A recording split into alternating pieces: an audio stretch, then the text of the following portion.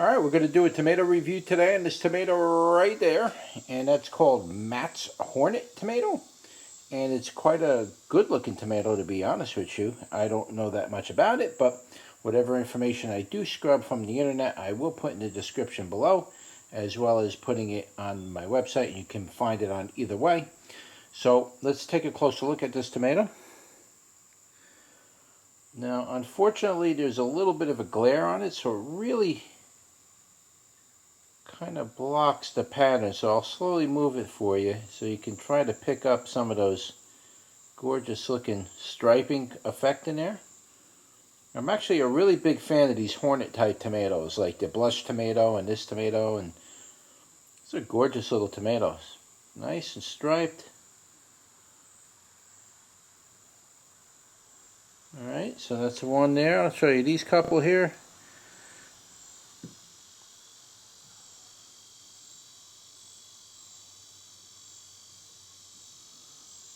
Really, there's a little bit of a glare. These tomatoes are so shiny. Let's try blocking it maybe.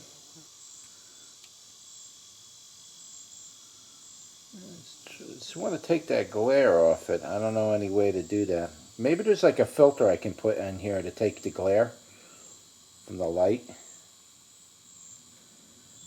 so you can get a good view of that. So just to try to give you an idea of what it looks like. Isn't that gorgeous? Let me try moving the light like that.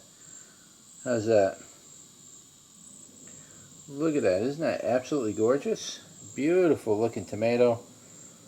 And so that's that. I'll show you the inside, and then we'll throw it on the scale and see what they weigh. So as you can see, that's the inside. It's quite nice.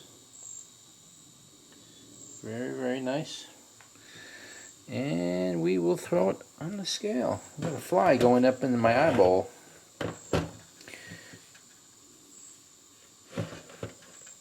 See what we got here on the scale. Hopefully you can see the scale. I'm not going to zoom in or out. You can see it on the left hand side right there. And let's put a tomato on there and see what it weighs. 0.4. Grab another one. 0.5. You're all going to be about 0.4 in general. I might go to about maybe a half of an ounce, just to give you an idea of the weight of the tomato. And let's do a bricks test on it for you bricks lovers. I think I'll start including the bricks level on my website as well. I might start putting the bricks in there, being I'm doing the bricks anyway. So, you know, like I said, the only problem with doing that is that the bricks is oftentimes, you can change that bricks number very easily by adding sugar to the soil and just bringing the bricks number up if you want. So that's why I don't generally include the bricks number on the website, because people will go by that and they'll be like, oh my god, it's life or death, its bricks number's got to be at this number. And it's very easy to manipulate that bricks number, just so you know. But I don't do that. I give it to you just the way I see it. Oh, this is a nice one. It's about 6 1/4 on the bricks. So it's getting up there. It's above 5, so that's definitely a good sign. Let's give that a go. Hey guys, this is a good one. This thing's got an absolutely superior type of flavor. I gotta have another one.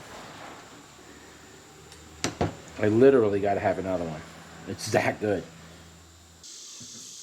Okay, so let's get into the numbers here. Let's back you out a little. Wow, guys, that is a seriously good tomato. Man, that is amazing. Wow.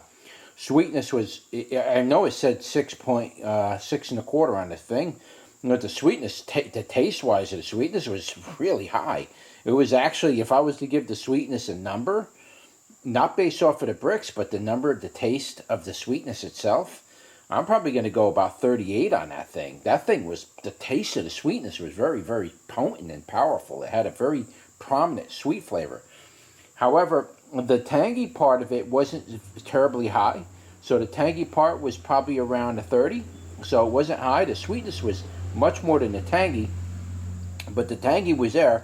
and it definitely delivered that flavor and very nicely. So between the two of those, even though that sweetness was much higher, that flavor was actually very exquisite type of flavor contrast. It was just very sweet and a light tanginess to it. So I was actually pretty impressed by it.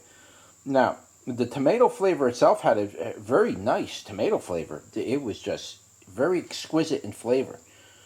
So as far as the flavor of the tomato, if I'm going to rate it from 1 to 10, I'd definitely go with about an 8 on that flavor. It was way up there. The flavor was absolutely good. It tasted like a really good tomato. So I was definitely impressed with the flavor of the tomato. So we're going to go on an 8 on that. So far, we got some good numbers running here. Now, as far as the moisture was also really good. It was very moist. It wasn't dry or chalky. It stayed firm, the tomato. In other words, the flesh stayed firm, but when you chewed on it, it melted in your mouth. Part of that is that flesh was really saturated with moisture. So that is a good attribute to a really good tomato, is that flesh being very moist. So the moisture, if I'm going to give that number on a moisture, I'm going to say it was a 7 on the moisture scale, 0 being the lowest, 10 being the highest. So that's actually a really good number. Sweet spot for moisture would be around 6 to 6.5, so it's basically right in that sweet spot. Now, as far as tardy or sourness goes, there was just a tiny little bit of tardiness, but very little. It worked very well with the tanginess, so there was just a tiny little bit of tardiness. I'd say maybe not even 1, I'd say maybe 0.5 on the scale. It was just so little. It was just a tiny bit, but I need to mention that just to make sure that I add that into that flavor profile. Undertones, there were no undertones. I didn't taste anything, so I'm going to go with a 0 on the undertones. The texture of the tomato, like I said, it was a very firm but yet juicy type of flesh. It broke up really nice. It chewed. So this is the kind of a tomato you can cut up and put in a salad, and it's not going to turn to liquid or mush or anything like that.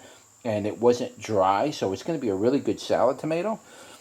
And the skins broke up really nice with the tomato. It was a perfect combination. The flesh, the skins broke up nice, and the flavor was definitely, so far, all delivering in one solid package so far. Now, last but not least is production. Production was actually a little bit above average, and it's still producing more tomatoes. I'm going to put the production on this about a 6.5, maybe even go with 7. I mean, I still got tomatoes on there that are just pouring off of this plant, so I just don't know how long the plant's going to live or die before it's done producing tomatoes. So it's hard to say, but I'm definitely going to go above average on the production of this variety of tomato. So you can't go wrong with a tomato like this with a great flavor, and yet it's producing a lot of them. And like as you can see, these aren't exactly tiny little cherry tomatoes. This is, this has got a little size to it, guys. You could chop that in half either direction and put it in your salad, or cut it even in quarters. Very, very nice tomato. Very, very pleased with this variety, Matt's Hornet tomato. That's a very nice tomato. Now, the other tomato that brings it into mind as being a similar tomato to this is the you could go with the Green Tiger or the Lucky Tiger, or you could even go with the Blush tomato. I'm a big fan of the Blush tomato too, by the way.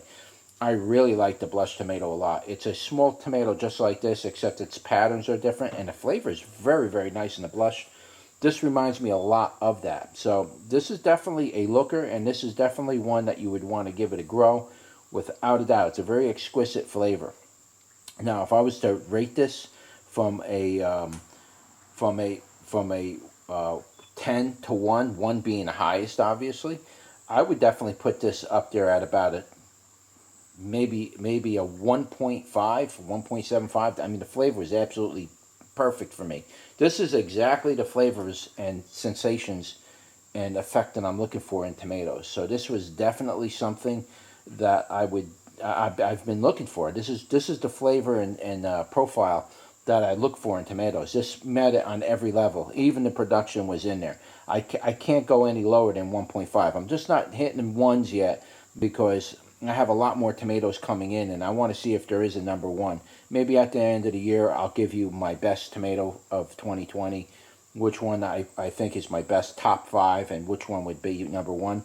This is definitely up there in that top number 1. It's its flavor is superior to almost everything else I'm eating. Beautiful, delicious tomato. But that's really about it, guys. I don't really have much more to say about it. Again, whatever information I have, I'll put in the description below. And I'll also put out my website. You also got to keep in mind that any updating that I do to the description, if I find more information on it and things like that, I'm generally going to just update that on the website and not really the YouTube video. If I get time, then I go back and I do the YouTube video too, but sometimes I don't remember to do that. And so it's done on my website. So you want to be sure, if you are doing research on this, you want more information about it, you're going to have to visit the website and look at the details there rather than trying to get it off the video, because that might be limited or even outdated. So visit the website for more information and look for the updates there. I will also leave a link in a description below, right below the main body of the top part. You'll see a link right below that. And that link will bring you directly to the page on my website for this tomato. But that's really about it, guys. Don't know what else to say about the tomato. It's a great tomato. Definitely give this one a go for the next year.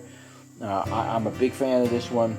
And that's it. Don't forget to like, share, and subscribe. And I will see you on the next one. Take care.